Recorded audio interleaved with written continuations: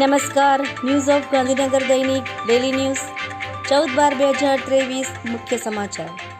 અરુણાચલ પ્રદેશ, સિક્કિમ અને તમિલનાડુમાં વરસાદ અને કરાનું એલર્ટ.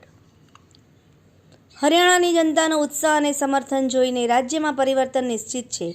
ભૂપિન્દરસિંહ હુડા. નહેરુએ ભારત માટે પોતાનો જીવ આપ્યો, ગૃહમંત્રીને ઇતિહાસની ખબર નથી. રાહુલ ગાંધી. રાજસ્થાનને નવા મુખ્યમંત્રી મળ્યા. રાજ્યના ત્રીજી વખત મુખ્યમંત્રી ન બની શકવાના 5 કારણો. દેશમાં 884 લોકો વચ્ચે માત્ર એક ડોક્ટર, તેમાં 80% એલોપેથિક. મોહન યાદવ પર મોટા પાયે છેડછાડ સહિત અનેક ગંભીર આરોપો કોંગ્રેસે લગાવ્યા. દિલ્હીમાં ગત વર્ષે માર્ગ અકસ્માતોમાં 1461 લોકોના મોત, 2 કરોડથી 5 કરોડ લોકો ઇજાગ્રસ્ત. તંત્રીલેખ. આપણા એનિમલ કોણ છે?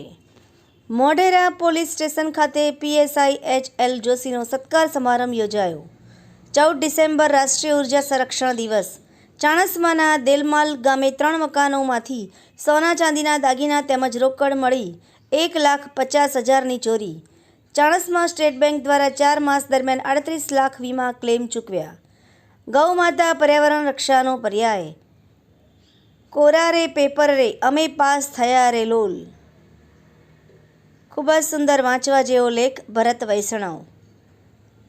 એનઓજી સાહિત્ય સરિતા ગ્રુપ. વિષય નસીબ પર સાહિત્ય સર્જકોની ખૂબ જ સુંદર રચના. એમસીએક્સ પર સોના ચાંદીના વાયદાના ભાવમાં સામસામા રાહ. ક્રૂડ તેલમાં ₹30નો સુધારો, નેચરલ ગેસ ઢીલું. Daily market report. Naimish Trivedi.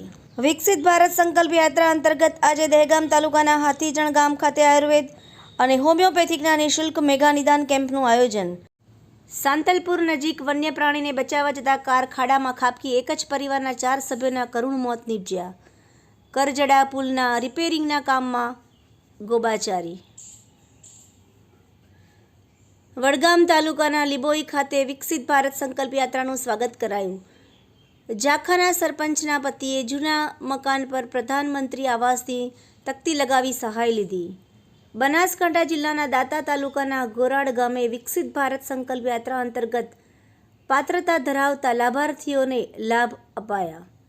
Siddhpur તાલુકા તમામ 57 ગામોના તળાવ નર્મદા કેનાલ આધારિત પાઇપલાઇનથી ભરવા મુખ્યમંત્રીને રજૂઆત કરતા કેબિનેટ મંત્રી બલવંતસિંહ રાજપૂત.